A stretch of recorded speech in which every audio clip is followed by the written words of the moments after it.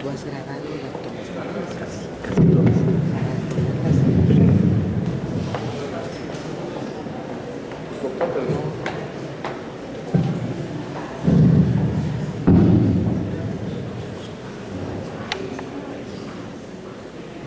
Bueno, agradezco mucho la invitación que me han hecho la UNESCO, la Universidad, el Congreso, para venir a esta magna reunión en Guatemala.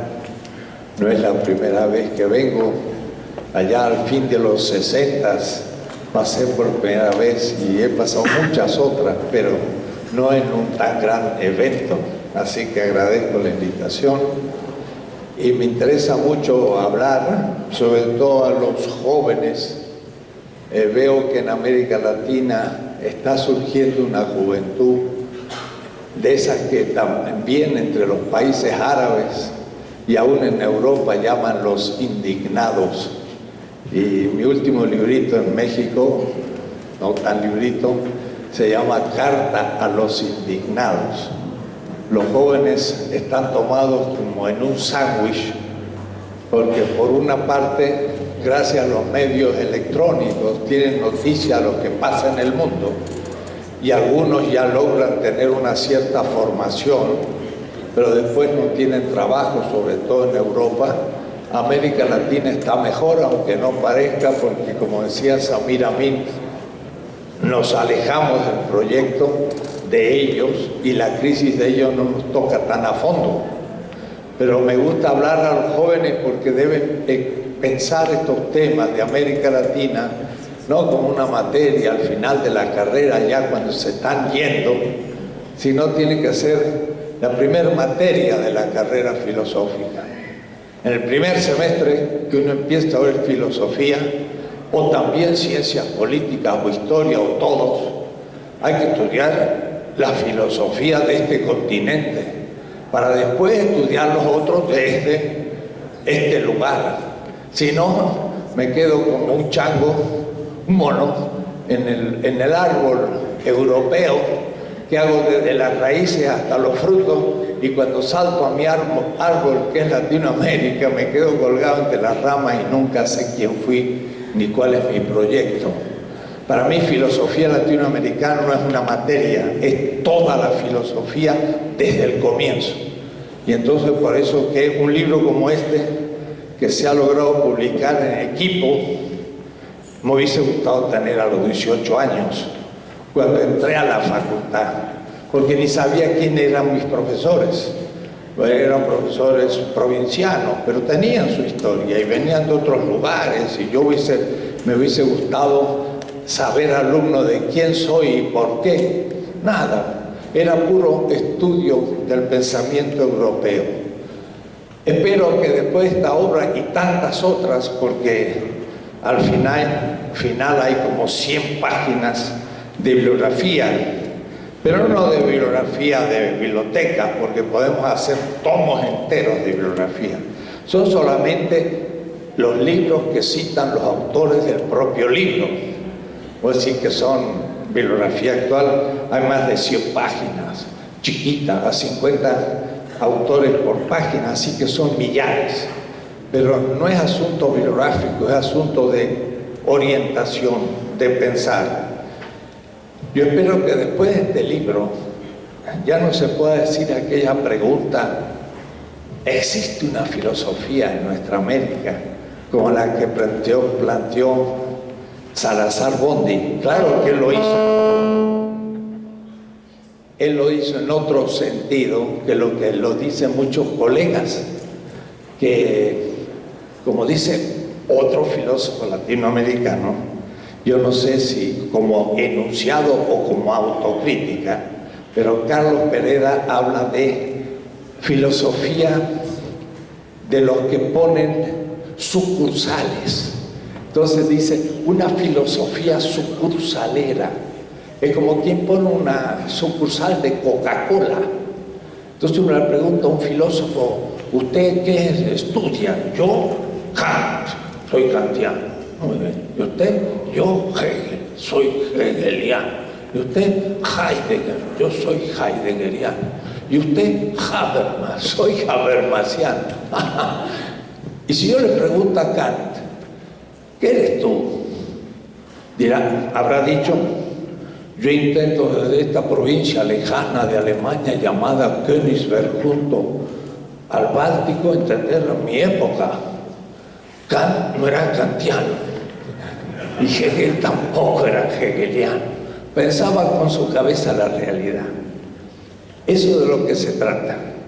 Y yo llamo filosofía liberación con un grupo, una filosofía que aprendió a pensar la realidad de América Latina. No es sucursalera, puede ser falsa y discutamos, pero intenta pensar lo propio y no hay otra. O sea que en Estados Unidos hay una sola escuela que realmente es norteamericana, se llama el pragmatismo. Peirce, que allá por 1860, ahí fue un profesor de Harvard, pero de matemáticas y él mismo de geografía, empezó a pensar lo que se va a llamar el pragmatismo y nadie le hacía caso.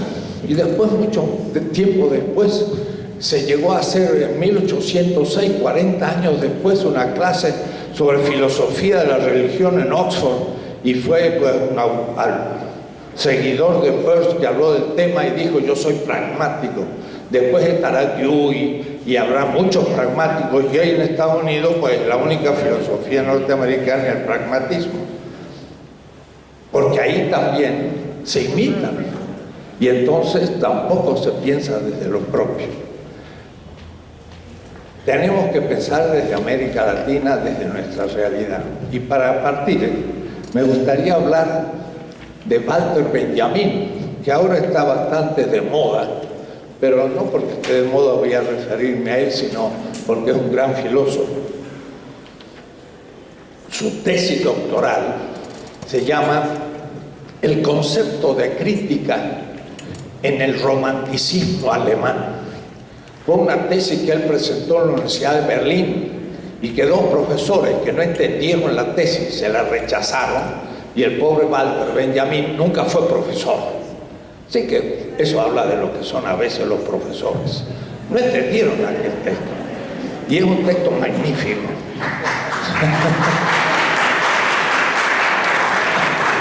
Algún día se está revelando ahí, bueno, pero yo estoy con él. Él dice lo siguiente, partiendo de Fichte, y en general los que hablan de Walter Benjamin, todos los que he leído, ninguno se da cuenta que está hablando de Fichte porque lo hace. Dice, la crítica está a un tercer nivel, como pensaba Fichte en eso que él llamaba la reflexión.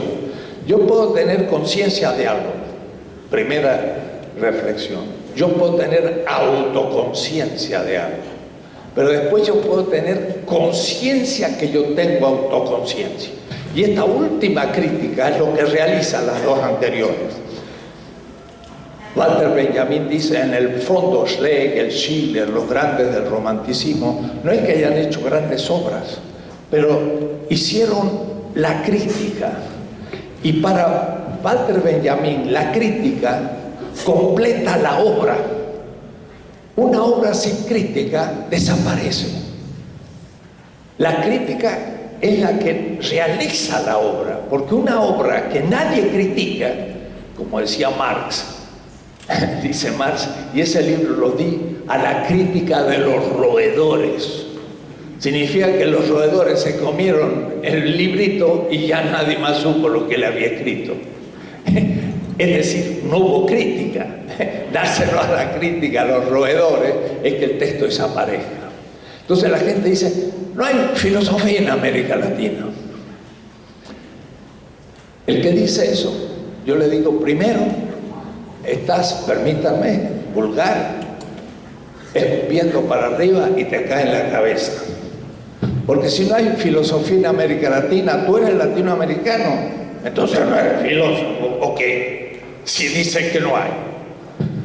Lo que dice es otra cosa. Hay filosofía solo europea.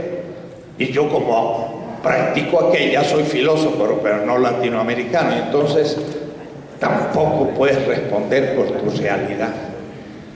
De lo que se trata es de que ha habido aquí desde siempre grandes pensadores, pero no ha habido crítica, en el sentido de que no ha habido grandes pensadores que los hayan valorizado y los hayan hecho universales.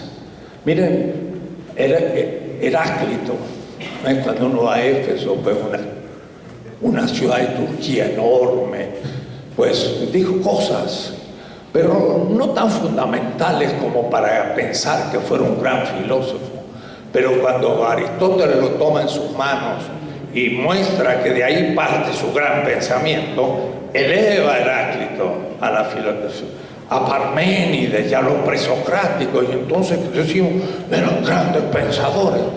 Pero en el fondo ellos venían, la verdad, de Egipto, y Heródoto, Platón y Aristóteles dicen, nuestra filosofía viene de Egipto, que tenía 3000 años más que Grecia, y ahí empezó en Tebas, en la sabiduría de Tebas, la filosofía, y en la Mesopotamia, y sin embargo nosotros creemos que empieza en Atenas. Es otra cuestión, pero el helenocentrismo es también la madre del eurocentrismo. Aristóteles elevó aquellos pensamientos a un nivel filosófico que hizo que posteriormente todos los consideraran como grandes filósofos. Esa es la tarea que tenemos nosotros que hacer, tomar a nuestros pensadores del pasado y elevarlos al nivel de historia mundial. Miren, por ejemplo, un ejemplo. Clavijero era un jesuita del siglo XVIII en México. Estudió mucho el pensamiento náhuatl y las experiencias del Imperio Azteca. Cuando fueron expulsados en Italia, él escribe sobre México, pero no escribe sobre la colonia, no escribe sobre los criollos, escribe una historia de México y habla solo de los aztecas para demostrar a los ilustrados que los aztecas estaban al menos al nivel de los griegos y los romanos. O es decir, eleva el pensamiento de los aztecas al nivel de las grandes culturas. Y con eso entonces hace un proceso de introducción en la historia mundial y los considera parte de la historia mundial. En ese momento, Kant, en Königsberg, en su antropología y en su geografía física, se pregunta ¿en dónde se producen las grandes culturas? Y Kant dice, solamente en los climas templados. Por eso en Europa, en los climas tropicales, pues no se puede producir gran cultura. Los chinos, los hindúes, los árabes, los egipcios y hasta los griegos, y qué decir los aztecas y demás, eran todos de regiones tropicales. Pero Kant ya tenía una visión eurocéntrica de la historia. Entonces, si yo comparo la visión que tiene Kant de la historia universal y la que tiene Clavijero, la de Clavijero es superior a la de Kant, tiene una visión más profunda de la historia mundial. Y yo lo puedo comparar y decir, Kant era eurocéntrico, y en cambio Clavijero tenía una visión mundial donde situaba a Europa en su lugar, pero también recuperaba las otras culturas. Y yo lo puedo elevar más arriba de Kant en la historia, en la interpretación de la historia. O es decir, que Clavijero está ahí esperando que alguien lo realice al nivel de historia mundial.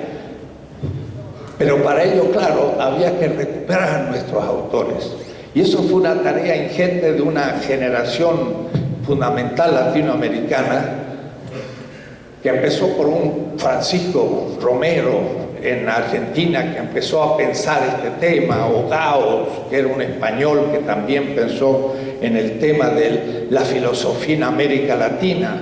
Fue Leopoldo Sea, que logró una beca ya por 1942 y se hizo un recorrido por barco por toda América Latina. Salió de México, llegó por el Pacífico al Perú, llegó a Argentina, Brasil, y claro, en esa época al andar por América Latina le tomaba muchos meses y habló con gente. Entonces surgió un grupo de gente Ardao en Uruguay y en cada país alguno, que empezaron a darse cuenta que teníamos que empezar la historia del pensamiento latinoamericano. Yo diría que esa fue la gran filosofía latinoamericanista como historiografía. había que estudiar la historia nuestra, recuperar a nuestros autores, saber quiénes eran, lograr, yo no digo editar las obras, porque eso todavía está por hacerse, sino al menos leer esas obras, conseguir algunas ediciones, y se avanzó enormemente. Logramos hacer visiones panorámicas más o menos profundas por países, pero estaba faltando la síntesis latinoamericana. Hubo un autor español, vasco, Carlos Beorlegui, que venía a San Salvador, a la UCA, todos los semestres, y durante unos años, entonces fue haciendo capítulos y escribió un libro de 900 páginas sobre historia del pensamiento filosófico en América Latina. Es lo primero que se hizo hace cerca de 10 años, pero era la obra de un autor. Era muy difícil. Y entonces, por eso quizás los fundadores del pensamiento de la filosofía latinoamericana, ninguno se atrevió a hacer esa obra. Entonces un grupo pensamos que era asunto de hacerlo en grupo, y era necesario que se reunieran muchas voluntades para hacer una obra de conjunto. Y salió esta obra, que se llama El pensamiento filosófico latinoamericano del Caribe y latino 1300-2000. Tiene la novedad que no es latinoamericano, sino también Caribe, lo cual es lógico, pero incluimos a los latinos en Estados Unidos, 50 millones de latinoamericanos en Estados Unidos, que son como la cuña nuestra en el imperio. Con lo cual tenemos diálogos, discusiones, ellos toman nuestro discurso y viviéndolo dentro del imperio, como diríamos en el estómago de la bestia, diría Martín, en inglés y desde la problemática de la filosofía norteamericana, enfrentan al pensamiento anglo y lo hacen de una manera inesperada para los anglos, porque sacan argumentos que no saben de dónde vienen, pero vienen de América Latina. Son nuestra cuña que tenemos metido en el imperio. Entonces cuando uno va a Estados Unidos ya no habla de América Latina, uno se sitúa desde los latinos que tienen importancia política. Obama ha sido elegido gracias a los latinos, y como tienen tanta importancia, ahora tienen también importancia cultural y también estética, musical, y lo empiezan a tener a nivel filosófico. Entonces, por eso dice el pensamiento filosófico latinoamericano del Caribe y latino, pero no dice filosofía solo, sino pensamiento, es ambiguo. Mañana yo quiero referirme a este tema más abierto todavía. Hay grandes pensadores que no aparecen estrictamente como filósofos, pero son filósofos en el sentido propio de la palabra. Entonces tenemos que recuperarlo para la filosofía. Y después dice 1300, 2000. El 1300 es una fecha simbólica, pero es el momento en que ya tenemos pensadores, y no tendríamos por qué poner esas condiciones, pero pensadores amerindios o de los pueblos originarios, con nombre, con biografía y con fecha, y con obras, o por lo menos recuerdo de sus obras, de Nezahualcóyotl, de Tlacaele. Los amautas están menos personalizados, pero hay escuelas. Entonces por eso decimos, no empieza esto con Cristóbal Colón, empieza antes, y empieza mucho antes, y tenemos que incluirla como filosofía latinoamericana. Les quiero explicar cómo se hizo esta obra, cuál fue la política, porque tiene mucho de política intrafilosófica. Hacer un libro de filosofía latinoamericana hoy, donde se termina con los filósofos vivientes, era muy difícil porque uno incluía a algunos y dejaba a otros fuera, y es tan complejo la tarea que nadie puede realizarla personalmente. Entonces les voy a contar cómo fue un poco la tarea de la política de la edición. Lo primero que hicimos fue elegir un comité de honor, pero no es puramente de honor, no, eran 5 personas muy especiales. Miren el primero, Francisco Miró Quesada, del Perú. Ha sido presidente de la Asociación Mundial de Filosofía Mundial, un filósofo que estudió la lógica, pero también el pensamiento latinoamericano. Es una figura señera en el pensamiento del Perú, de esa región. Otro fue Luis Villoro en México, que es un gran pensador, que hizo grandes trabajos sobre historia del indigenismo, la ideología de emancipación, que lanzó después todo un tiempo trabajando el pensamiento analítico y terminó por hacer filosofía política, pero de gran renombre en el medio mexicano y demás. Arturo Andrés Roy, argentino, que hizo primero historia de la provincia del pensamiento, después en la expulsión que sufrimos juntos se fue a Ecuador e hizo la historia de la filosofía en Ecuador y volvió a Argentina y es un gran historiador del pensamiento. Roberto Fernández Retamar, presidente de la Casa de la Cultura de América en Cuba. Nos interesaba que Cuba estuviera presente. Y por último, un profesor en Estados Unidos, Walter Miñolo.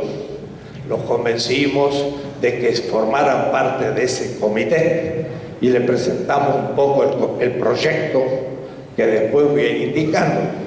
Teniendo ese comité ya presentado, entonces invitamos a los más renombrados historiadores del pensamiento latinoamericano en América Latina, y país por país. María, por ejemplo, Luisa Rivara de Tuesta en el Perú, Santiago Castro Gómez en Colombia, Hugo Biagini, que está aquí en Argentina, y también pusimos un segundo, que era Clara Alicia Jalif de Beltranú, que con Roy había constituido un equipo de latinoamericanistas muy importantes. Carlos Luis Ludwig del Brasil, Yamandúa Costa del Uruguay, Ricardo Salas Astrain de Chile, Horacio Cherute Gulbert de México, y también ahí nombramos o propusimos, se me escapa, Mario Magallón Anaya, también el único país que tiene 2 representantes, Carlos Paladines de Ecuador, y también después Álvaro Márquez Fernández de Venezuela, Arnaldo Córdoba de Costa Rica para Centroamérica, Pablo Guadarrama para Cuba y el Caribe, Luis Gordon para la parte inglesa del Caribe, Nelson Maldonado para los latinos en Estados Unidos, Raúl Forné Betancourt para la antena europea en Alemania, Carlos Beorlegui en España, que había escrito el Gran Historia, y José Luis Gómez Martínez, que en Atlanta tiene un centro bibliográfico y demás latinoamericano. Entonces era un equipo impresionante, yo creo, y entonces se les propuso a ellos el proyecto, y cada uno intervino indicando que esto no me parece bien, que la otra me parece mejor. Primero el esquema que voy a explicar. Después no era el esquema solo, era qué autores iban a escribir cada capítulo. Y en eso todo ese equipo fue funcionando. Gracias al internet se le podía enviar a todos lo que decían todos, y cada uno iba sugiriendo, y muy rápido, como por unanimidad, se fue viendo quién podía escribir qué artículos, y había entonces como 60 autores principales de artículos cortos de 20 páginas, que era la médula de la obra, y después ya otros autores que fueron llenando lo que va a ser la ficha de la 4ª parte de la obra, que son 300 filósofos. Entonces ahora les quiero mostrar un poco cómo es el esquema de la obra, que de todas maneras es inicial, o es decir, es, diría yo, el comienzo de un proceso como para mostrar lo que existe. Habrá que a partir de aquí empezar hacer historias críticas con interpretaciones de diversas escuelas filosóficas que tomen aquello desde otros puntos de vista. Pero había que hacer primero una especie de radiografía de lo existente. La primera parte es histórica. La segunda parte son las grandes corrientes filosóficas del siglo XX. La tercera son grandes temas. Y la cuarta, fichas de filósofos importantes que les voy a indicar cómo se hizo. Se hizo bastante rápido. Prácticamente en un año y tanto los autores tenían que entregar el artículo, porque eran 20 páginas en lo que ellos eran especialistas. Así que no era difícil, era gente que estaba en materia, entonces se pudo reunir. La verdad es que por ahí había huecos y tuvimos que rellenar haciendo seminarios especiales para poder llenarlo. Les leo un poco el esquema para que ustedes vean el interés que puede tener esto. Esto no es un diccionario ni una enciclopedia, es una obra de conjunto. Tiene una tesis de fondo, pero se publicó en siglo XXI en una colección de diccionarios, ¿no? Debo decir que tiene 1100 y pico de páginas, a 2 columnas pequeñitas, con una inmensa bibliografía y mucha materia. La primera, la historia. Entonces, el primer periodo histórico, voy a ir leyendo, son las filosofías de algunos pueblos originarios. Algunos. Tenemos que todavía hacer sistemáticamente una visión de la sabiduría de los pueblos originarios del continente. Habría que publicar un libro como este sobre ese tema y empezar desde Alaska y terminar en Tierra del Fuego, yendo por todas las regiones, y no es difícil. Hay unas obras sobre, por ejemplo, las religiones de los pueblos originarios de Killenberg en alemán, y ahí tenemos las visiones ontológicas, podría decir yo, y míticas de nuestro pueblo, que de alguna manera es su sabiduría. A eso había que refinarlo y entonces fue, por ejemplo, la filosofía náhuatl de Miguel León Portilla, que es el más conocido de los historiadores sobre el tema en el mundo. Y después, por ejemplo, la filosofía maya, ya en eso hay muchos más autores, y lo escribió uno de ellos, Miguel Hernández Díaz. Y la filosofía tojolabal, que es maya, a partir de la lengua maya tojolabal, Carlos Lenkendorf. Y después la filosofía quechua de Joseph Hesterman, que tiene un libro sobre la filosofía andina. La filosofía de los mapuches de Ricardo Salas Astraña y la filosofía guaraní de Bartolomé Meliá. En realidad estos son ensayos, es como para una probada, pero para decir, ahí empieza la historia del pensamiento latinoamericano. Esto a su vez hay que conectarlo con una visión de la historia mundial completamente distinta y una cantidad de cosas. La segunda época es después de la invasión. No me hablen ustedes del descubrimiento. Y se llama la filosofía colonial en la modernidad temprana. Hay tesis en el fondo. La modernidad empieza con la invasión americana. Es la salida de Europa del enclaustramiento árabe y la apertura al Atlántico, pero es la primera modernidad. Entonces ahí tenemos la época colonial. Esto es fundamental. En general se ha hecho rápido, se ha hecho mal, se ha pensado que es una filosofía medieval repetida, una escolástica vetusta que era abstracta y no se ha estudiado demasiado. Pero sí hay que hacerlo, y completamente de otra manera. La escolástica americana es moderna, no es feudal. Tiene un método que viene de los árabes y del medioevo, pero es moderna y hay temática de nuestro continente. Entonces, lo primero, yo hice la primera pequeño trabajo, el primer debate filosófico sobre la modernidad. En el siglo XVI comienza la filosofía moderna, antes que Descartes, que empieza en el siglo XVII.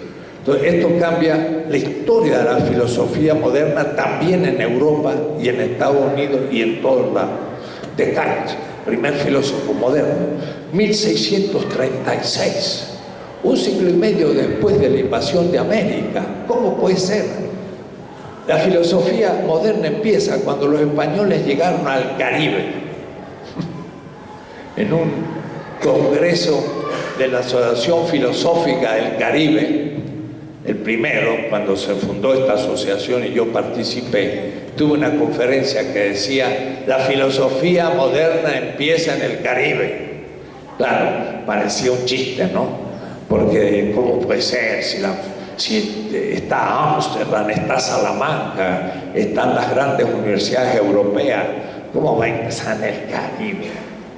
Pues señores, los españoles chocaron inesperadamente con algo desconocido, porque aún los portugueses que iban al África ya conocían muchas cosas del África, y no era una cosa desconocida, tenían alguna noticia, pero cuando llegaron a América, a las Bahamas, Bartolomé Las Casas en la historia de las Indias dice: Colón se encontró con gente desnuda que parecía que habían pasado 6 horas de Adán y Eva. Interesante el pasmo que le causó. Y entonces se preguntaron: ¿son seres humanos estos? Esa es la primera pregunta de la filosofía moderna.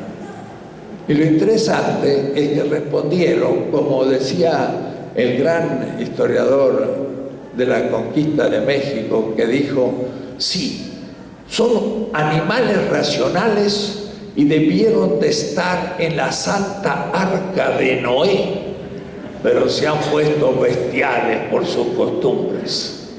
Y eso va a ser la definición última del tema hasta hoy, porque hasta hoy nos siguen tratando como seres humanos de segunda. En Estados Unidos y en Europa, el mundo del sur es un mundo colonial. Entonces, ahí se dio el argumento para realmente constituirlos en la colonialidad del ser, como dice Nelson Maldonado, un joven filósofo norteamericano, pero continuando nuestros discursos latinoamericanos. Entonces, hay que tomar muy en cuenta el siglo XVI. Ahí se empieza la filosofía moderna y hay toda una temática.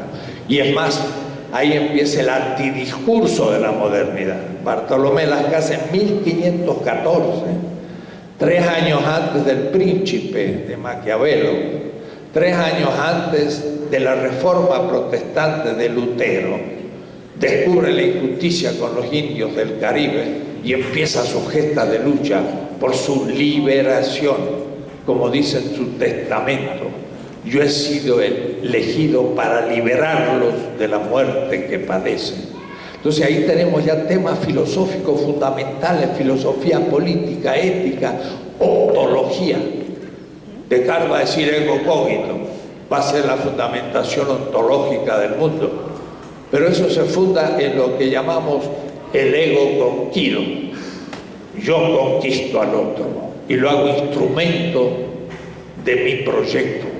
Y entonces, primero es un mundo práctico, y de eso va a revelarse un Guamán Poma de Ayala, que es un pensador, y es un pensador en la exterioridad de esa modernidad conquistadora. Entonces tenemos que empezar a revisar la historia. Y un siglo antes de Descartes tenemos gran filosofía de una importancia histórico mundial, que nos explica por qué un Bush mata a 150.000 iraquíes. No mata nada, pero se mueren 150 boys. Oh, eso sí que es un escándalo.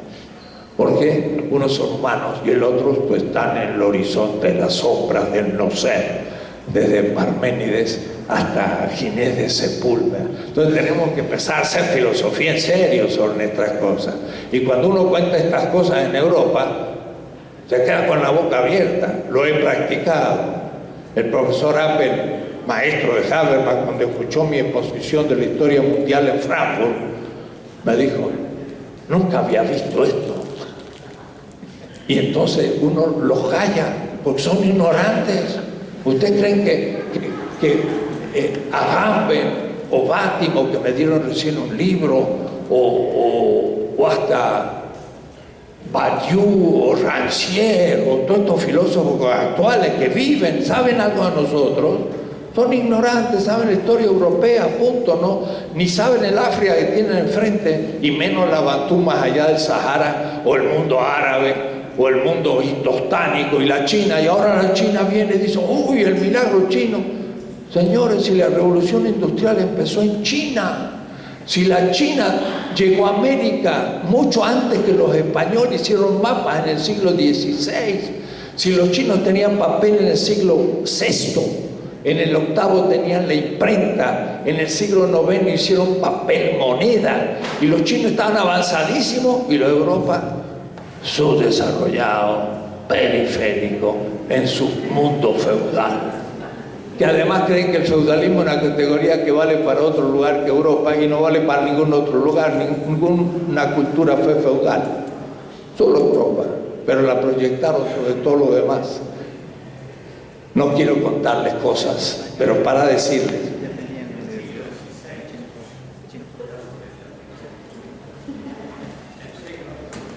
se terminó la batería.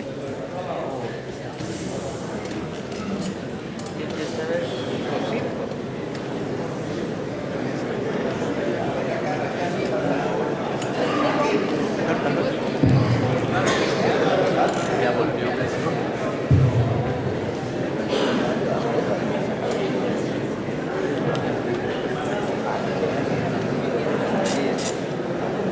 bueno, sí, sigamos. Mire, para darles un ejemplo, Descartes estudió en La Flèche, un colegio en el sur de Francia, cerca de Bordeaux. Era un colegio jesuita. Estudió de los 10 a los 20 años. La única filosofía que estudió en su vida lo hizo con los jesuitas. Y la primera obra filosófica que leyó fue de Suárez. Y todo el argumento de Descartes es imposible sin Suárez. No puedo quedarme para explicarlo, pero es interesante. El primer profesor que tuvo ya de filosofía en serio, después el latín y otras cosas, fue el curso de lógica.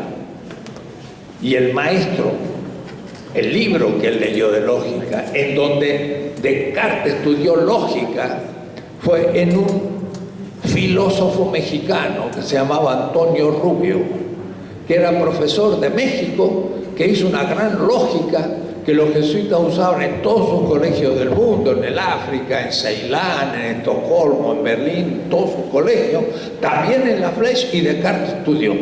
Pues decirme que bueno, Descartes estudió lógica, la parte más dura y, como diríamos, analítica de filosofía, con un filósofo mexicano. Cuando decía yo esto en Estados Unidos, un profesor dijo, ¿entiendo bien o usted se equivoca? Porque realmente Descartes partía de la experiencia española, ego cogito, yo tengo conciencia. Pobre Descartes, tenía que hacer 3 veces por día el examen de conciencia durante 10 años en los jesuitas, que si tenía conciencia. Tenía que tener conciencia de cada acto, a ver si lo había hecho para la mayor gloria de Dios o para el egoísmo. Y claro, después dijo ego cogito, y esto, además de sacárselo a Agustín, empieza a ser el yo moderno. Claro, esa es la genialidad de Descartes, parte de una ontología individualista que reconstruye el mundo desde el yo. Y claro, eso también es el defecto, y eso va a ser imitado después por Hobbes y por Adam Smith y por todos los que seguirán, esa modernidad que destruye la comunidad. Bueno, no tengo tiempo, pero es para decirle que hay que repensar la historia. Y nosotros tenemos que tener otra historia que la que nos cuentan Pedro. Pero para eso tenemos que conocer a nuestros autores para poder usarlos como argumento. Bien.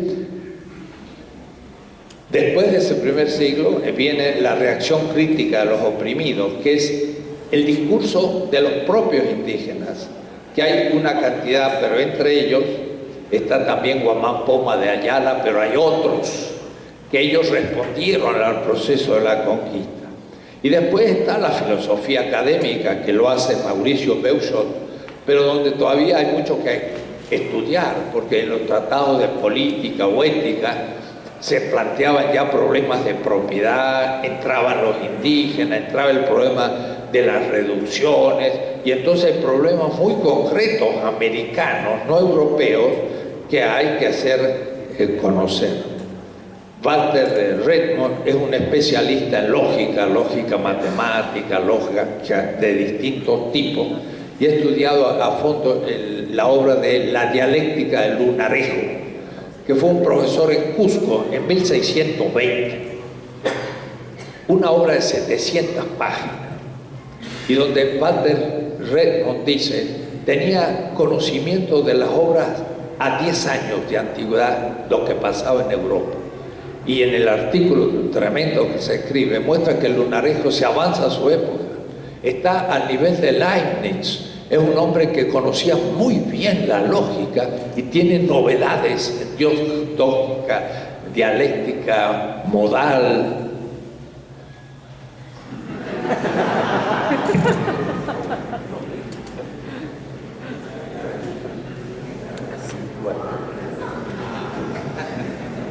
Me dice que me quedan 5 minutos. Bueno, voy a usar 15. Pero voy a ir más rápido.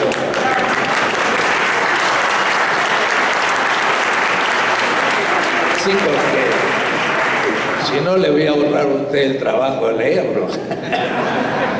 Pero realmente son artículos buenos, escritos por autores que innovan, no van a leer cosas ya dichas, algunas sí, pero otras realmente novedosas. Después de ese magnífico artículo de la lógica en el siglo XVI y XVII latinoamericano, entonces vimos algo, pero eso sí hay que ampliarlo, la filosofía del barroco, que es el gran momento cultural de América Latina, el siglo XVII, XVIII, y se internará mucho más adelante. Y después, por sugerencia también de varios miembros, asignamos siempre de todas maneras un capítulo sobre la filosofía de las Antillas Mayores en el siglo XVI al XVIII, y también español e inglés. Nos faltó el holandés, pero ahí ya lo dejamos por ahora. Y luego siempre también, aunque lo hubiéramos tocado, el pensamiento filosófico brasileño de los siglos XVI al XVIII, para que nunca nos faltara el Caribe y Brasil. Centroamérica tenía que estar también incluido.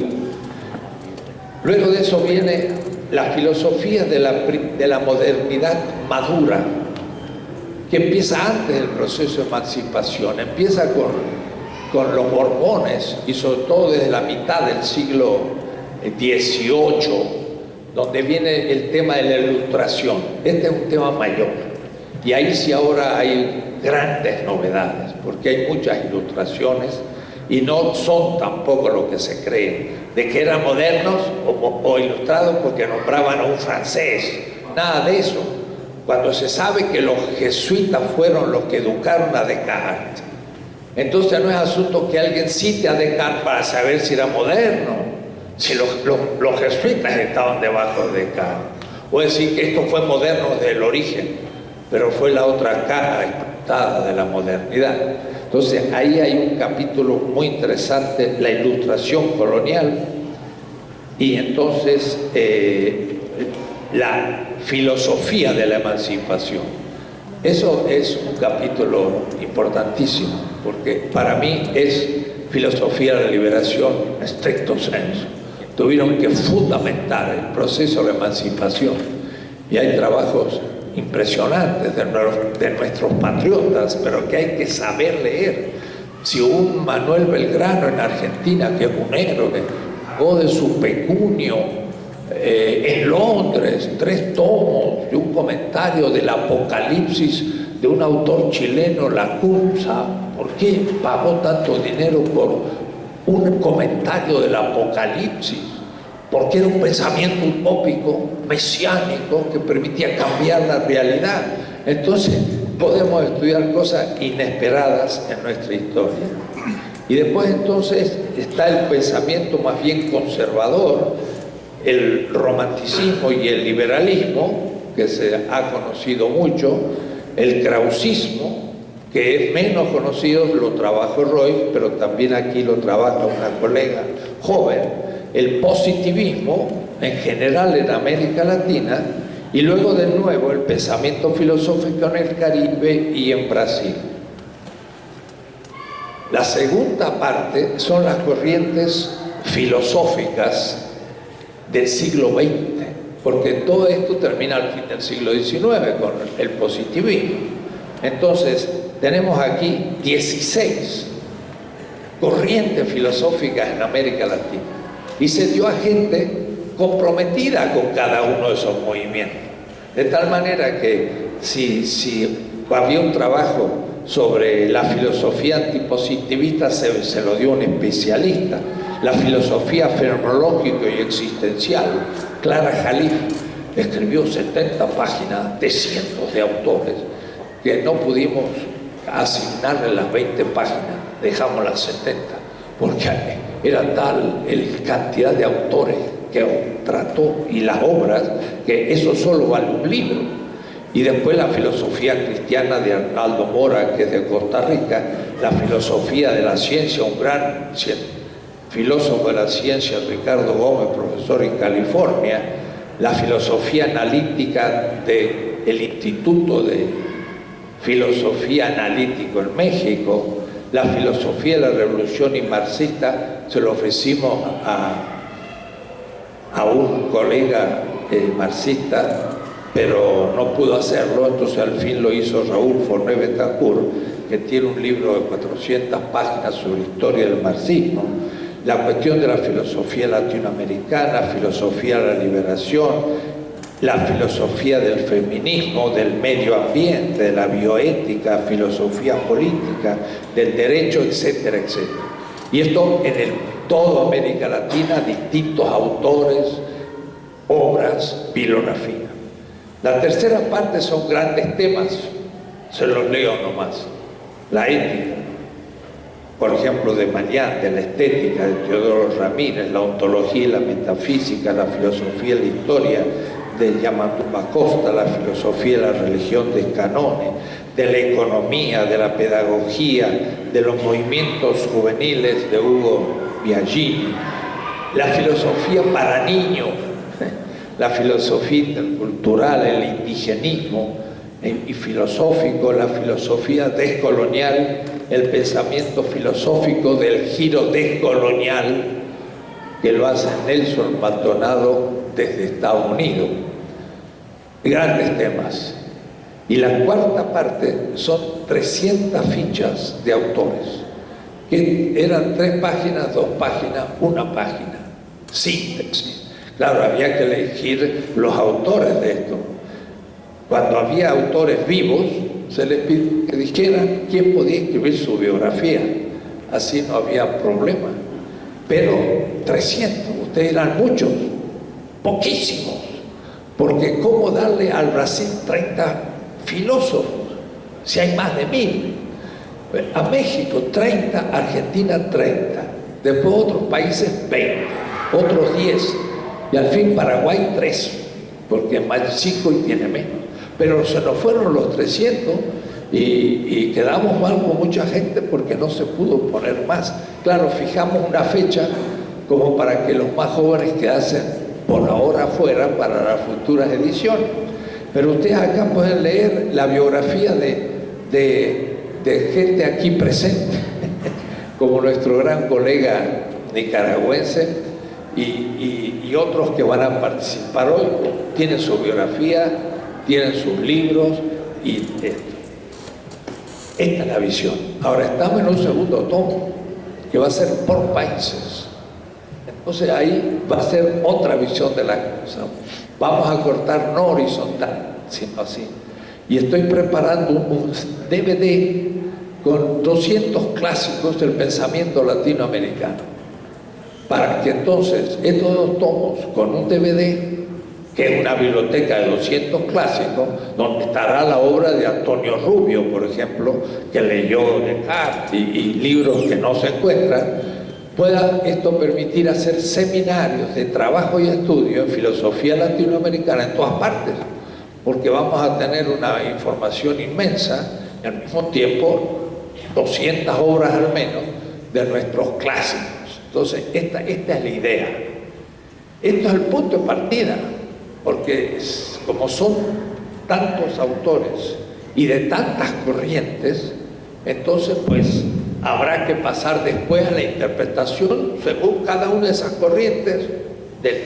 Ahora, debo decirles, por el momento han aparecido muy pocas reseñas, no me preocupa tanto, pero lo que sí me agrada es que por ahora no ha habido ninguna crítica negativa.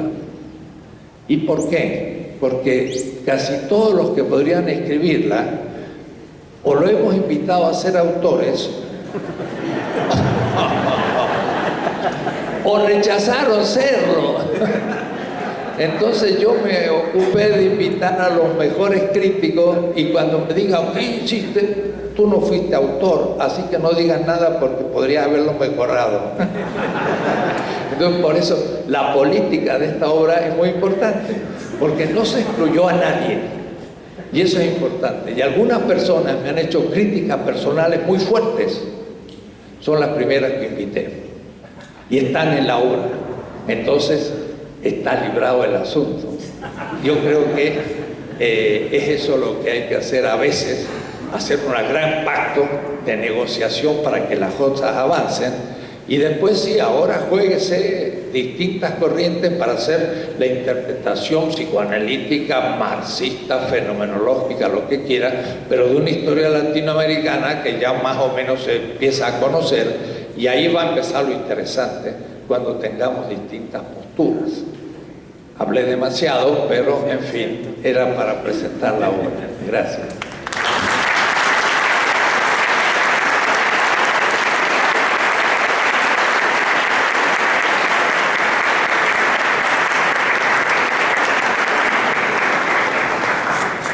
Es fácil entender que es mucho reto comentar al maestro Enrique Dussel, pero también es una oportunidad. Yo creo que él ha dicho lo esencial sobre el volumen. Son 1100 páginas, son centenar de autores. Es un corpus, no es un diccionario o una enciclopedia, y es un corpus que tiene una estructuración, tiene una tesis subyacente, y yo creo que este libro va a generar, abre un proceso de ruptura epistemológica, porque es también una relectura de la historia simplemente con H mayúscula, pero también de la historia intelectual. Quisiera simplemente levantar 4 puntos que este volumen esclarece y abre de pistas de trabajo para el ejercicio filosófico en la región. Yo creo que la primera constatación es arrancar del 1300. El fatídico 1492 ha sido roto. Siempre en filosofía se ha comenzado pues del siglo XVI para adelante. Aquí hay una ruptura.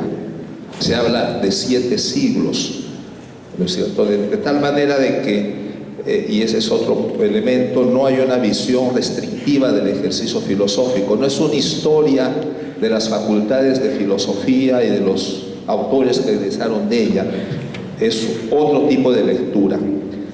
Y yo creo que este volumen esclarece 4 puntos que me parecen esenciales, ¿no? El primer punto, que es de orden metodológico, porque cada vez que se habla del pensamiento ancestral, de esta filosofía generada por los pueblos originarios, por las grandes civilizaciones antiguas de América, siempre aparece ese desafío metodológico y uno dice, por ejemplo, en qué momento es mito, en qué momento es leyenda, en qué momento es literatura y en qué momento es una formulación filosófica. Eso lo plantea Enrique Dussel desde las primeras páginas, y yo creo que es interesante ver con esos ojos, por ejemplo, el Popol Vuh, o el Pop Book, como le dicen ahora los maístas. Es una narración donde uno se encuentra con un discurso mítico, en algún momento se encuentra con un discurso mágico, en otro momento es altamente poético, en otro momento es un discurso casi teológico, y en algunos momentos es también filosofía política sobre la gobernanza de un pueblo. Y yo creo que esta reflexión inicial sobre cómo encontrar dentro del mito ese núcleo de razón y de verdad que existe en todos los mitos, yo creo que eso es extremadamente importante, y eso es claro como pauta metodológica para poder incursionar con éxito en ese campo de la formulación y el trabajo intelectual de los pueblos ancestrales. Creo que ese es un aspecto esencial en el libro, de cómo se va del mito, cómo de esta estructura del mito se pasa por otros discursos hasta llegar a un orden racional.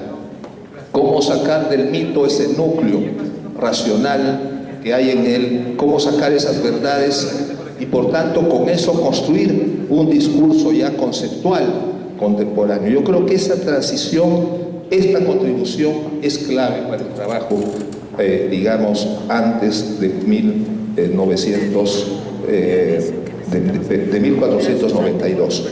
El otro punto también es que es extremadamente importante, y aquí viene esbozado este trabajo, es que los pueblos ancestrales tienen una práctica sapiencial.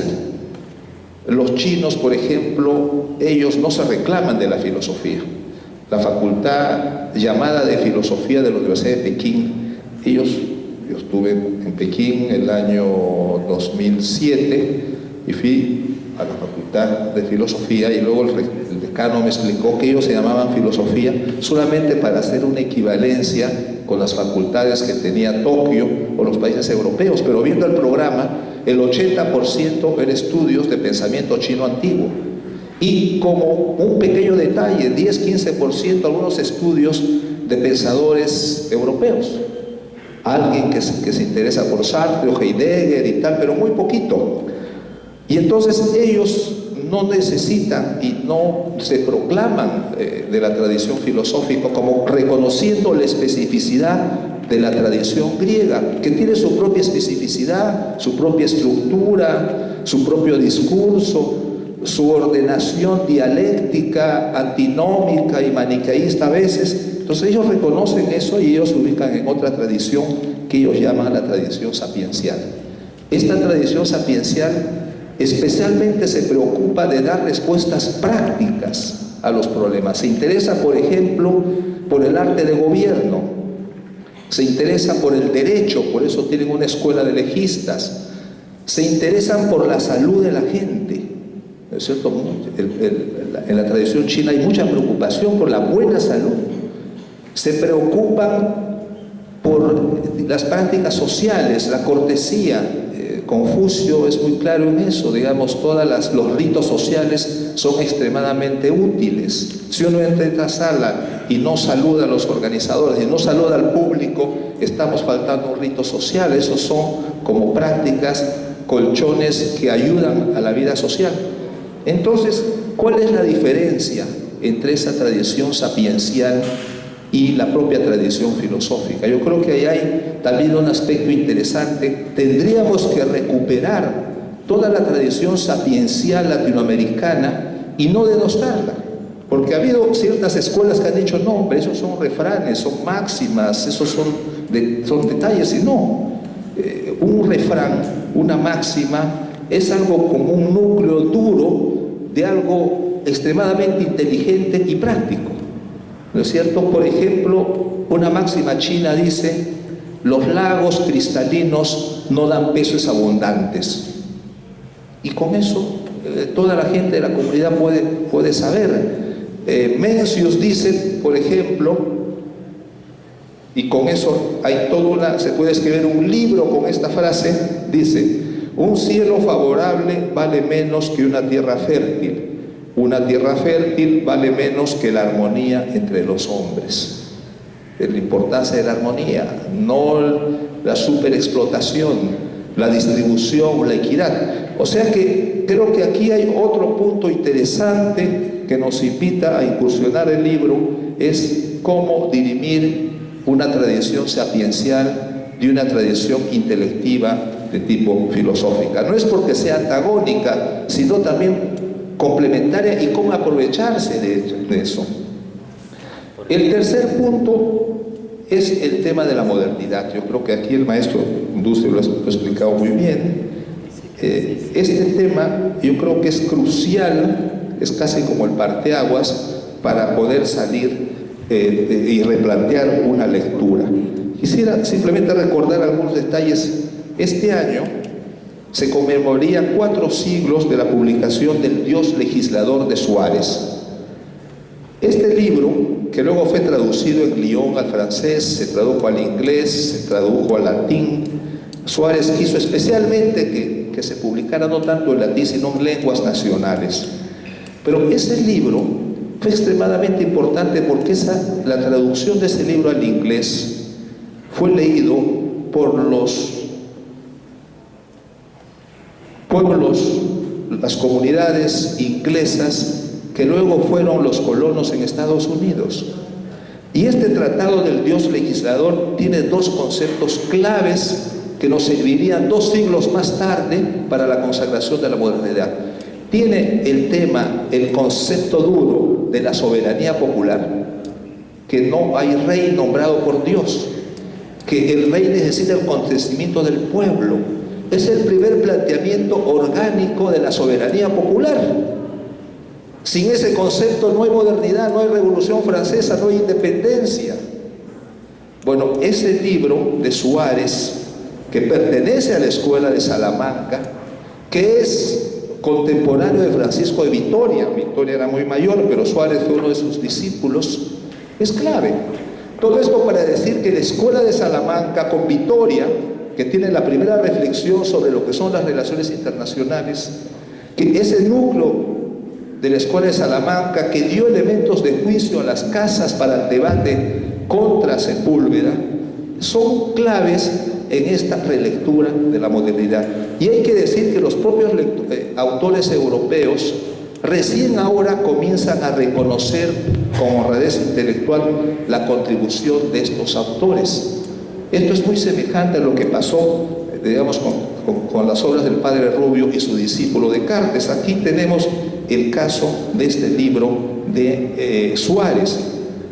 Y el otro concepto que fue clave también para la modernidad es el tema del derecho natural, que como se sabe es una construcción teológica y política totalmente construida a partir del surgimiento del hecho americano. Porque el hecho americano genera una revolución epistemológica, hay que rehacer la geografía, los mapas, hay que ampliar los tratados de ciencias naturales, hay que repensar el cosmos, hay que repensar quiénes son esas gentes que están en ese continente llamado América. Entonces, aquí creo que efectivamente hay un núcleo duro que tenemos que trabajar. Traigo a colación porque me parece útil, porque además de que América contribuye con el oro y la plata, que sirve a la primera gran inflación europea y que da lugar a nuevos núcleos de poder y al surgimiento ya franco de la burguesía, que tomará el poder luego en la Revolución Francesa, aparece también ya no solamente los productos, la papa, el cacao, el maíz, que van a sacar de la hambruna a Europa, sino también aparecen ideas americanas. ¿Cuáles son esas ideas americanas? Aquellas que Garcilaso de la Vega escribe en los comentarios reales, ayer traté de explicar un poquito, pero que logra el sumo de su impacto en el siglo XVIII, especialmente con la edición de los comentarios reales de 1744, que es la edición hecha por los enciclopedistas y que fue leído por los grandes hombres de esa época. D'Alembert, Diderot, Holbach, Voltaire, por supuesto, Madame de Graffigny, y toda esa generación llamado de los utopistas, ¿no es cierto? Y que a su vez, como una especie de jugada a tres bandas, estos grandes autores europeos eran los lectores preferidos de los independentistas, de Manuel Belgrano, de San Martín, de Miranda. Toda esa gente fueron lectores de esos libros, y a través de ellos leyeron a Inca Garcilaso, y el propio Miranda, por supuesto, tenía, pude ver la lista de su biblioteca de Londres, tenía prácticamente todas las ediciones en todas las lenguas de los comentarios reales del Inca Garcilaso. O sea que ya no se trata solamente de que hay una presencia física, geográfica, una presencia a través de los metales, sino una presencia intelectual. De modo que podemos adherir a la tesis de Enrique Dussel de que no hay modernidad sin el hecho americano. América gesta y inicia este proceso para poder consagrar tres grandes conceptos que salieron y que se consagraron en el siglo XVIII, que es la soberanía popular, la independencia. La independencia no existía en el derecho internacional, y por tanto esa es una contribución de las Américas. Y tercero, el orden republicano. En el siglo XIX, la Santa Alianza, Bonaparte todavía, Napoleón todavía gobernaba, consideraban que el surgimiento de repúblicas en América era parte del exotismo latinoamericano, del exotismo americano. Y claro, América no podía participar en el orden internacional. Cuando Francia restaura la Segunda República, porque la primera duró muy poco, no influyó, ya en América había 23 repúblicas. Entonces, América está en la construcción de esos tres grandes conceptos: soberanía popular, independencia nacional y el surgimiento de las repúblicas. Y bueno, y como correlato de eso, toda una tradición constitucional. Y finalmente, otro punto en el que quisiera llamar la atención: el libro nos trae muchas novedades, la producción reciente. Creo que esto nos ayudará a reformular una nueva serie de pistas, ¿no? Ya mencionó el caso de los filósofos latinos de Estados Unidos. Esto es interesante. Casi es una cosa profética, porque Jefferson, por ejemplo, dijo que el español iba a ser la lengua del futuro en Estados Unidos. Como ustedes saben, en la Constitución norteamericana no se establece una lengua oficial. En este momento hay 55 millones de hispanohablantes. Ya hay senadores, representantes ante el Congreso, escuchan nuestra música, leen nuestra literatura. Será por eso tal vez que Samuel Huntington se asustó tanto que llamó a eso la reconquista demográfica que hacen los latinoamericanos en Estados Unidos. De modo que esta línea de trabajo es muy interesante, a la que había que agregar todo el trabajo también que está ocurriendo ahora y cuyas pistas aparecen aquí, de lo que se está produciendo en Sudamérica. Todo este movimiento de ideas en torno al summa causae, al buen vivir, los nuevos proyectos políticos, la relectura del populismo, las nuevas proyectos autónomos, nuevos proyectos económicos que estamos viendo en muchos países de nuestra subregión, donde se está produciendo una alternancia de proyectos políticos. Yo creo que todo eso nos ayudará y nos abre, yo digo, puertas esperanzadoras. Y finalmente también sí me gustaría escuchar algunas palabras del maestro Dussel sobre un proyecto en el cual él está participando. Hay un proyecto de UNESCO de promover un programa internacional que se llama Diálogo Filosófico Sur-Sur, y Enrique Dussel ha sido designado como el coordinador y el animador para todo el continente latinoamericano. Creo que hay otro colega más mexicano que está en esa tarea.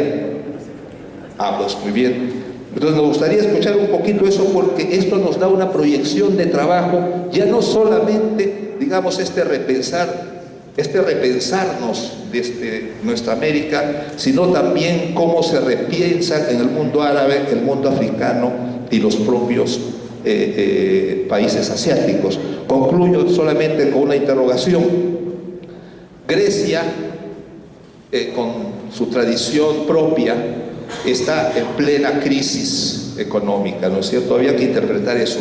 China, con su tradición sapiencial, convertida en potencia mundial y subiendo al podio, se dice que a partir del 2020 será la potencia mundial. Yo creo que todo eso también configura ya un nuevo escenario, ¿no es cierto?, de lo que va a ser nuestros grandes desafíos, y todo eso es un tema de reflexión y de pensamiento. Gracias. Gracias.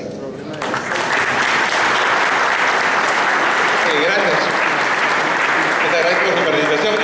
A solicitud del doctor Dussel vamos a darles minutos que nos explique el proyecto filosófico, diálogo filosófico sur-sur, en la cual ha participado también nuestro amigo el doctor Pedro Reina. Muchas gracias, muy amables. La idea del diálogo es reunir a lo que se ubica como sur en la UNESCO. Básicamente había la idea de 3 filósofos de cada región de América, otros de África subsahariana, otros de la región árabe y otros de Asia, principalmente del sudeste asiático. Y lo que se preparó primero fue una reunión para discutir los temas que podían unificar la discusión, y se planteó hacer un muy breve libro de 80 páginas por cada región, con una selección de textos, y después se haría otro libro de carácter pedagógico para facilitar la enseñanza, y la intención es editarlo en varias lenguas para que en todo el mundo se disponga de estos textos básicos de las filosofías más allá de la tradición eurocéntrica. Y hay un responsable ahorita de cada región, y la intención es verse en enero los responsables para proyectar ya la elaboración del primer texto, que es una selección de textos con pequeños introducciones que presenten los temas, las regiones, los autores, los textos, ¿no? Esa es la idea, ¿no? Y también se trata de que en cada región un núcleo de los 3 o 4 filósofos, que es el caso de América, echen a andar una red para que muchos otros filósofos también de cada región contribuyan con su especialidad para la selección y comentario de los textos. Entonces es una perspectiva muy interesante por la reunión de toda la filosofía mundial, y porque se va a poder editar de entrada en distintas lenguas. Sí.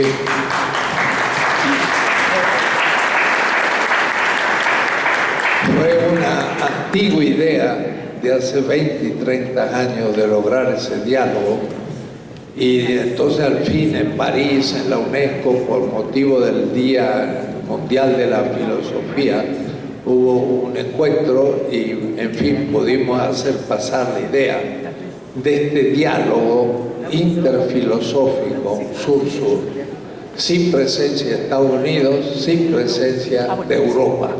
No tener que estar nosotros justificándonos ante ellos, sino justamente lo que está pasando entre nosotros está pasando entre los árabes, está pasando en Corea. Por ejemplo, el último Congreso Mundial de Filosofía fue en Seúl y presentaron 2 tomos, la primera historia de la filosofía en Corea, la primera, y así está pasando en África, en Asia. Entonces recién estamos el sur tomando conciencia, o decir, el mundo colonial.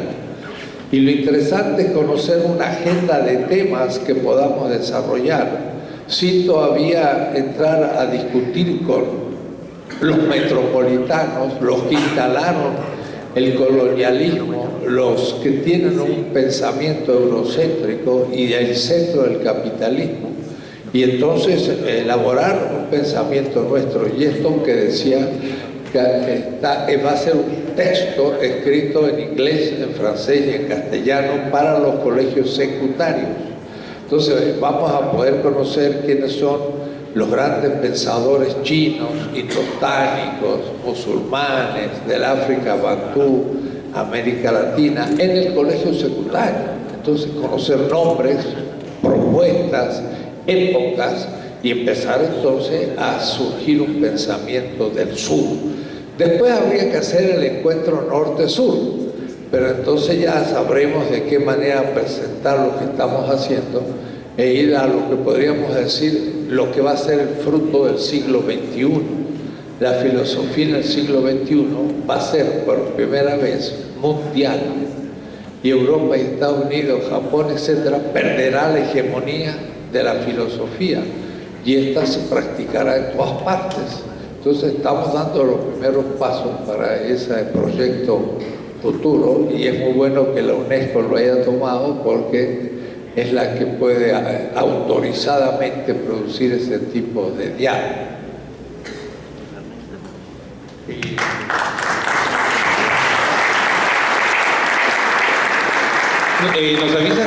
Nos avisan que debemos entregar el salón dentro de 15 minutos.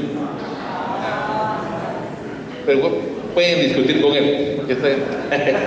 Entonces, vamos a intervenir. Quiero, por favor, una sesión de 5 preguntas, por favor. Que sean de 30 segundos concretas y todo, para que tengamos la mayor oportunidad de participación. Entonces, después pasarán ustedes a responder. Muy buenas tardes, profesor Dussel. Yo quisiera plantearle la pregunta siguiente por acá. Es decir, es muy interesante realmente el proyecto que significa la publicación que ha presentado. Y quisiera más bien preguntarle cómo asumir entonces también la impronta que durante siglos ha tenido la filosofía europea y norteamericana en los pensadores latinoamericanos. Mira, habla más lejos el micrófono porque no se escucha. Repite la pregunta. Ok, ahora sí, ¿lo escuchan? Más lejos. ¿Más lejos? ¿Ahí? Ok, perdón. La pregunta es, ¿cómo asumir la impronta de la filosofía o el pensamiento europeo, eurocéntrico, occidental, en los pensadores latinoamericanos? Porque también ha sido una realidad durante siglos, ¿no? ¿Cómo entenderlo para reinterpretarlo, ¿no?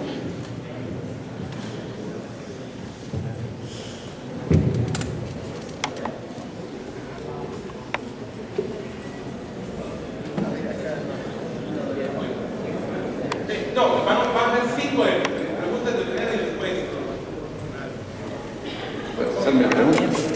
¿Puedo hacer mi pregunta? Bueno, solo quiero decirle al doctor Dussel que es un gran honor para nosotros que se encuentre aquí como uno de los más grandes protagonistas de la paternidad de la filosofía de la liberación. Mi planteamiento es el siguiente: cuando uno está leyendo la filosofía de la liberación, hay varios conceptos que están involucrados. Por ejemplo, la alteridad, la analéctica, la teoría de la liberación, la teología, de la liberación, la teoría de la dependencia, la pedagogía del oprimido, en fin, me da la impresión que son muchos conceptos los que tienen que converger para poder nosotros tener una idea de esa filosofía grandiosa que está surgiendo, que es la filosofía de la liberación.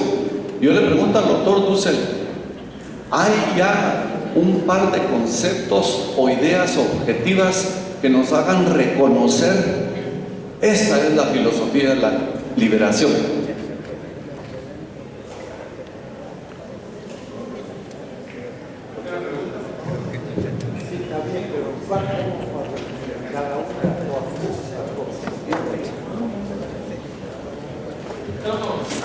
Dijimos que 5 preguntas y después van a responder. Para no estar así. Bueno, pese a haber sido un juez y parte, un juez, digamos, de barrio, un juez de aldea, un alcalde en parte, pero colaborador de la obra, de este magnífico proyecto, quiero destacar la importancia de la obra en sí, más allá de lo que decía Enrique acerca de todavía la falta de recepción académica que ha habido respecto al contenido de este volumen. Y realmente quiero decir que más allá de si va a haber o no comentarios, si no lo hay, es porque, en fin, estamos con esto de que se lo comen los ratones, entonces, ¿no? Algo así lo que decía de mal. Mira, yo quiero señalar la importancia que tiene en un momento muy especial de nuestra América, en cuanto al tema, por un lado, de la unidad. Todavía hay colegas nuestros que sostienen que no existe la unidad ni la integración latinoamericana y que no la va a haber. Es decir, que se han pasado los intelectuales hablando de nuestros aspectos comunes, pero no han podido lograr trascender la esfera de la retórica.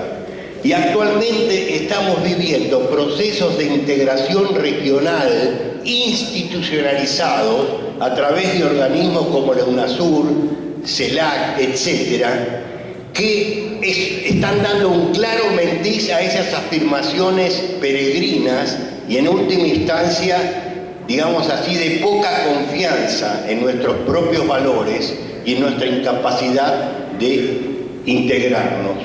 Por todas las maledicencias que ha habido en torno a nuestra personalidad, a nuestros hombres y a nuestras mujeres.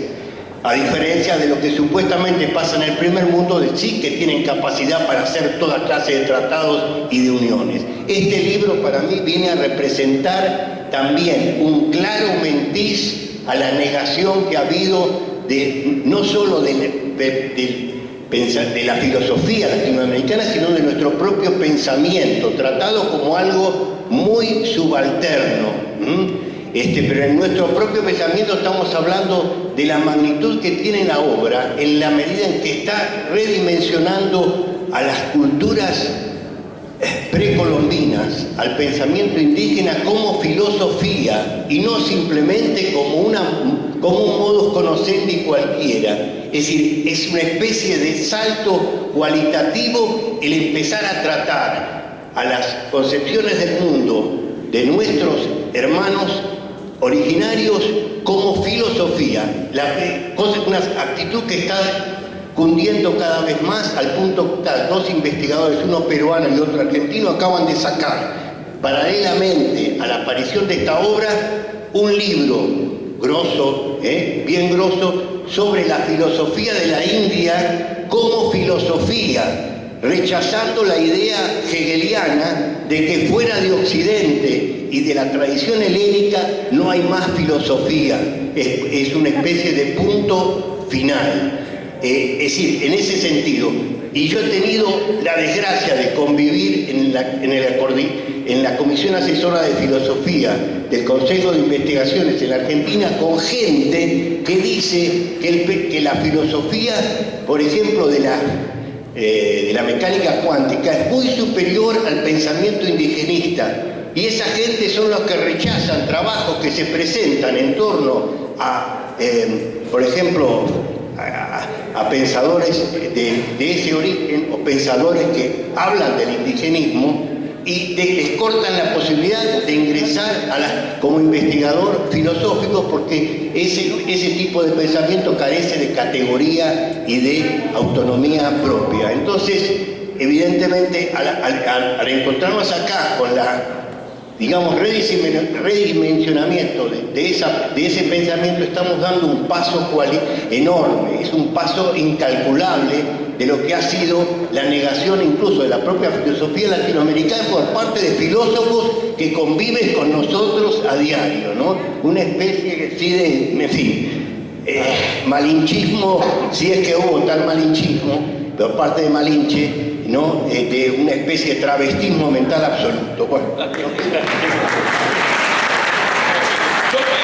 preguntas más para que procedan los expositores. Doctor Dussel, es un placer tenerlo por acá. gracias por su presencia. Me ha gustado, entre algunas ideas que inició la ponencia, que es la siguiente: después de este proyecto reflejado en esta obra que está presentando, del proyecto de una filosofía latinoamericana, ya no se puede dudar de su existencia, o sea, de una existencia de un pensamiento latinoamericano. La pregunta es, ¿cuáles son los principales retos para recuperar el pensamiento latinoamericano, para pensarlo, digamos, para pensadores principiantes, que a lo mejor en esta sala estamos con diversas reacciones, pero desde mi punto de vista como atraído por, digamos, una filosofía diferente, una filosofía que parte desde América Latina. ¿Cómo recuperar los pensadores latinoamericanos, aparte de conocer pues los autores? Gracias. Vamos a proceder, disculpen, solo tenemos 5 minutos, lo siento. Van a contestar los doctores Dussel y Montiel.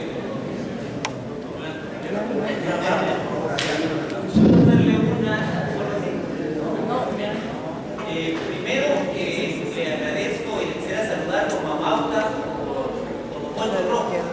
Ustedes, esto, para ser evidente que hemos bajado sus videos en www.enriqueduce.org. No, pero hubieran contado ya para que conteste. El segundo momento es el provincialismo de preguntarle por el guatemalteco en Chiapas que escribía el entomólogo que planteaba las aletas con los maíz, que ustedes lo mencionaban, y posteriormente comentarle, y si usted nos puede ampliar, lo que dice Mendieta de usted, cómo usted, estilo Quetzalcóatl, resucita al Marx ético-moral para el siglo XXI y para Latinoamérica.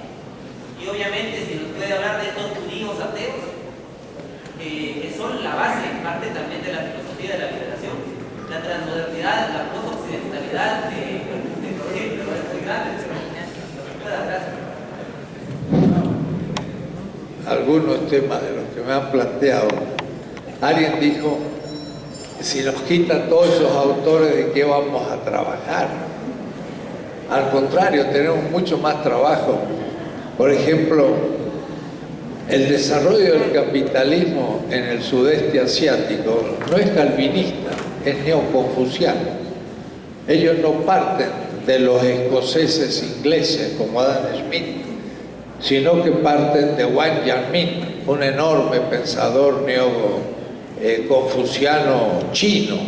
Entonces tenemos que estudiar mucho más que antes para entender el diario, porque con los que tenemos apenas si sabemos lo que dicen los europeos, pero cuando hablamos del pensamiento sapiencial, Odera Uruka, un gran pensador del África, de Kenia, pues ha escrito cosas muy importantes. Entonces tenemos que abrir nuestro horizonte, pensar mucho más autores.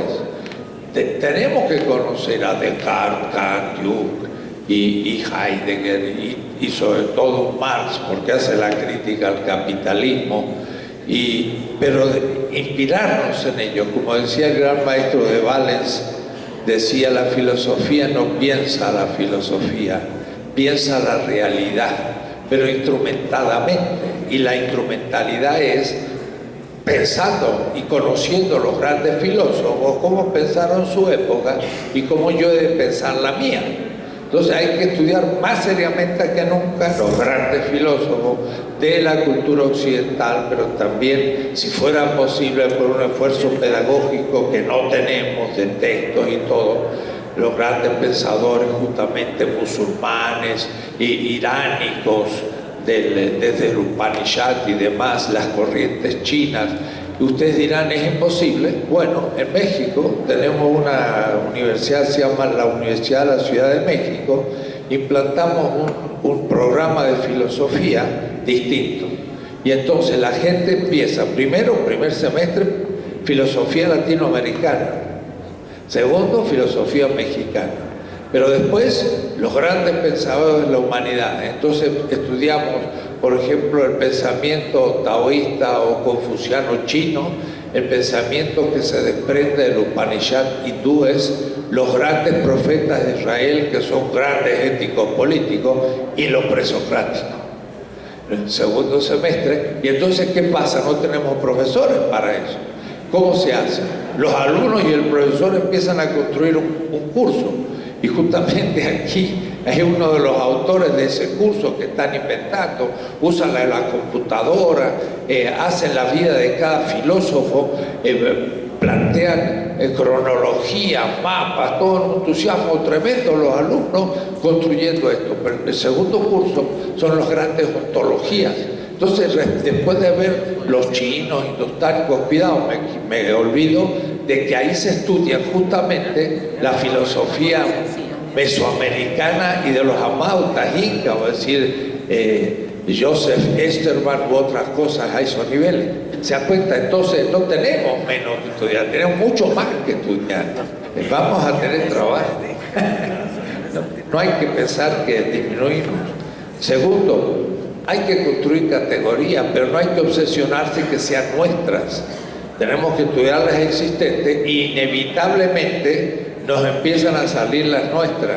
¿Por qué? Porque estamos situados, como llamamos nosotros, en otro lugar de enunciación, locus enunciaciones. Entonces, lo que Homi Bhabha podría decir sobre la cultura africana o asiática de location, estar situado en un lugar, si yo lo tomo en serio, bueno, yo he escrito 5 grandes tomos, uno de 600 páginas, y tiene 2.200 notas, el segundo tomo es filosofía política, pero el enunciado de los zapatistas, entre nosotros los que mandan, mandan obedeciendo, y el de Evo Morales que dice, yo ejerzo un poder obedencial, me sirve para criticar a Hobbes, Locke, Hume, Kant, hasta Habermas, y hago una nueva filosofía política enunciándolos a ellos y refutándolos de nuestra experiencia.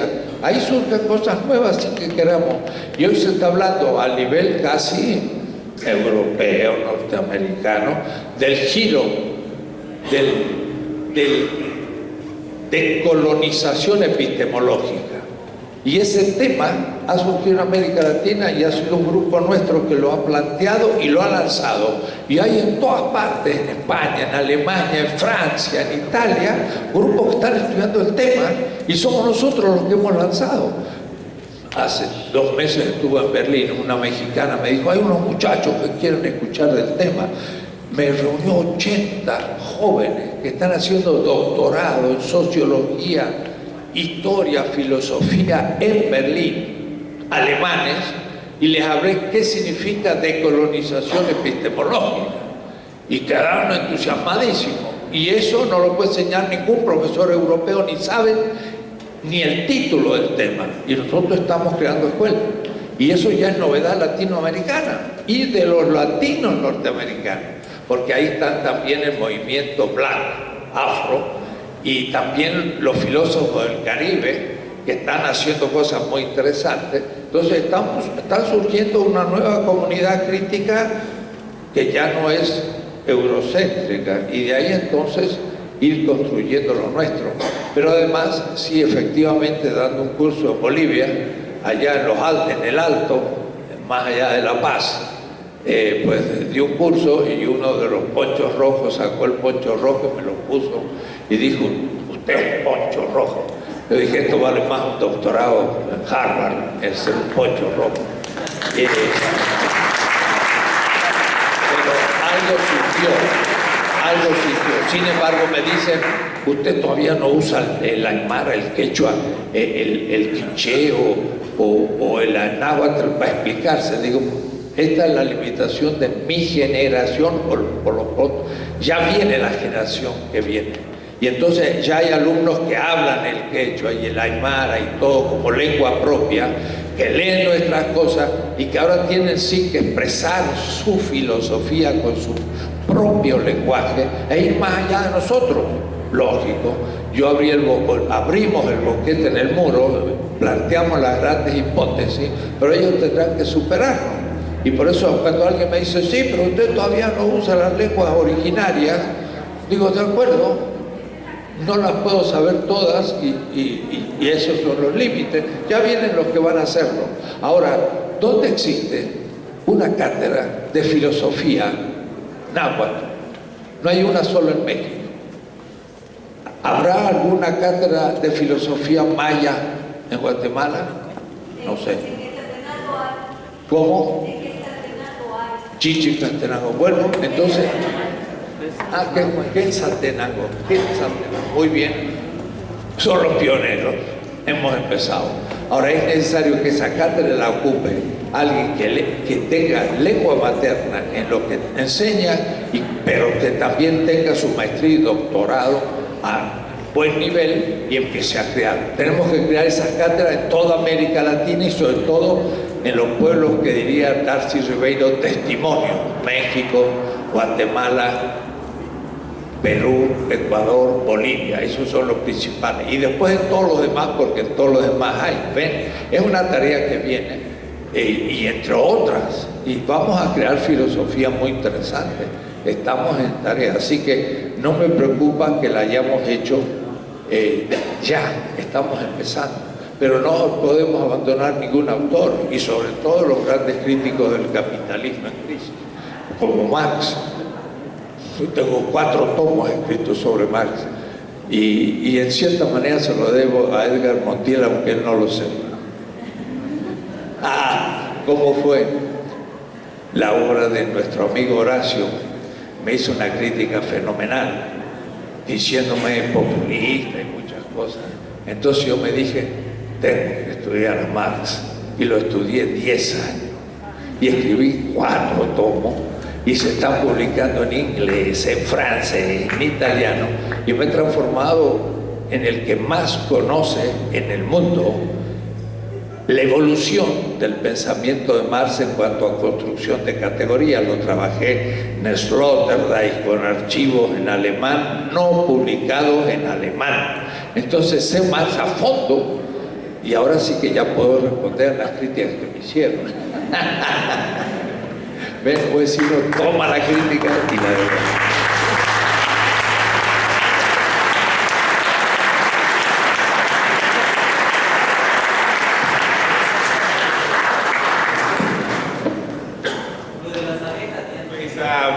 Gracias por su amable atención y nos avisan que necesitan el salón a las 6 de la tarde.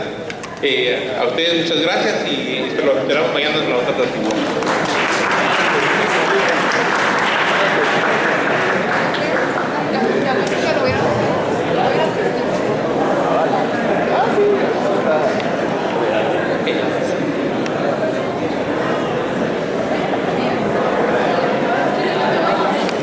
Atención, mucha atención.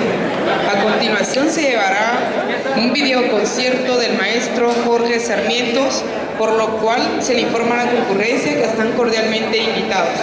Lo único que esto ya no es parte del Congreso de Filosofía.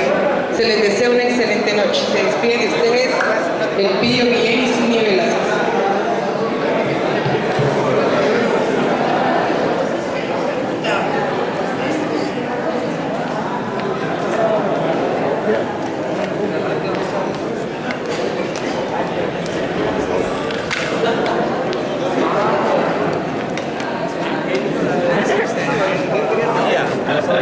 California. Sí. Entonces lo voy a encontrar, bueno, porque se me perdió.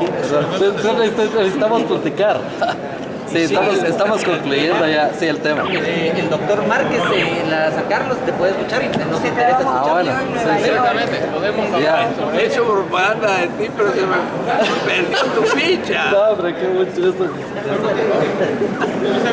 Porque no pudo olvidarme que solo un saludo, doctor Dulce. Vamos a platicar. Solo se trajo libros para vender, dicen algunas personas. No. Lo va a publicar en la página. No. Mira, yo trajo libros para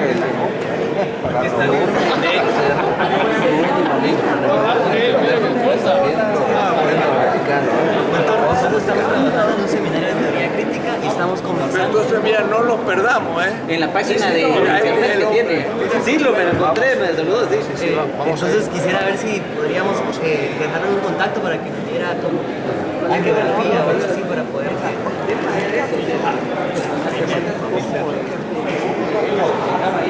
Ahí está el doctor. Ah, sí. ¿Me va a preguntar algo? Ahí lo tengo. Te la mando.